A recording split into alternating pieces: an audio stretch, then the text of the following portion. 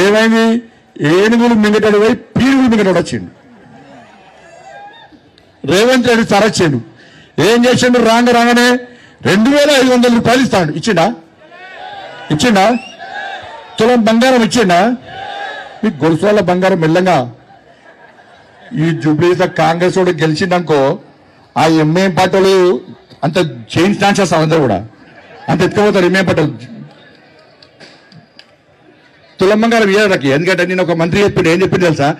అప్పుడు ఇద్దామనుకుని మేము 50,000 కదా, ఇప్పుడు 1,00,000 రియాలిటీ. 1,00,000 రియాలిటీ. వాడు ఇచ్చుడు పక్కన పెట్టు. మీరు వాడు కాంగ్రెస్ వాడు గెలిస్తే మీకు ఉన్న బంగారం ముచ్చుకోపోతారు. వాళ్ళు వచ్చి 4,000 రూపాయలు ఆ పెన్షన్ ఇచ్చిర్రా అక్క? ఇచ్చిర్రా? ఇల్లు ఇచ్చిండ్రా? ఇలా ఏమి ఇయ్యలే కానీ మళ్ళీ ఏం చేసిండు రేవంత్ రెడ్డి సార్? 100 రోజుల్లో ఇస్తాడు, ఒక్కటి ఇయ్యలే. ఇక మళ్ళీ ఏమన్నాడు? నేను రాగానే కేసీఆర్ సంగతి చెప్తా, కేసీఆర్ కుటుంబాన్ని జైలు పంపిండా? 1,00,000 కోట్ల అవినీతి అన్నాడు. ఎన్నికల ముందేమో 1,00,000 కోట్ల అవినీతి కాళేశ్వరంలో జరిగింది అని చెప్పి అన్నాడు. ఎవరన్నారు? రేవంత్ రెడ్డి సార్ అన్నాడు.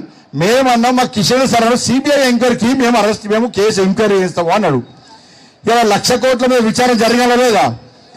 ఇలా అసెంబ్లీలో తీర్మానం ఏం రాసిందంటే, సిబిఐకి లేక ఏం రాసిందంటే, కాళేశ్వరం పేరు ఎట్లే మేడిగడ్డ మీద విచారణ జరపండి, దాన్ని 9,000 కోట్ల స్కామ్ మాత్రమే జరిగింది అంటున్నాడు. నేను అంటున్నా రేవంత్ రెడ్డి సార్ను, 1,00,000 కోట్ల స్కామ్ జరిగిందా? 9,000 కోట్ల స్కామ్ జరిగిందా?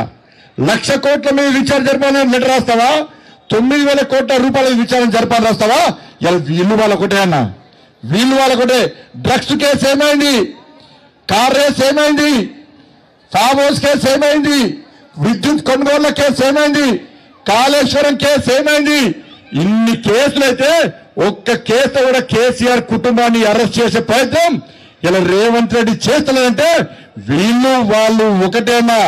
వీళ్ళు వాళ్ళు ఒకటే కాబట్టే ఇవాళ తెలంగాణ రాష్ట్రంలో నాకు తెలిసి దేశంలో అధికారం ప్రతిపక్షం కలిసి దోసుకున్నటువంటి రాష్ట్రం ఏదైనా ఉందంటే అది తెలంగాణ రాష్ట్రమే. వీళ్ళు వాళ్ళు కలిసి వాళ్ళు తెలంగాణను దోసుకుంటున్నారు.